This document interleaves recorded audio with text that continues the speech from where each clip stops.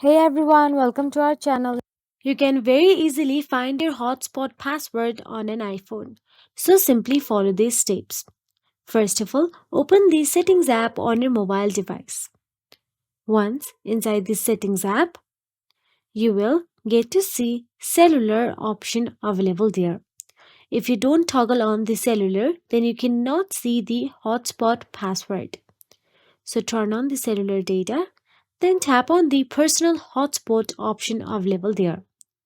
After you tap on the personal hotspot, simply toggle that on as well and look for the Wi-Fi password section, and this is your hotspot password. You can also change your hotspot password just by tapping on it and crossing the cross sign over there and entering the new one. If you found this video helpful, please like, share and subscribe, and thank you so much for watching.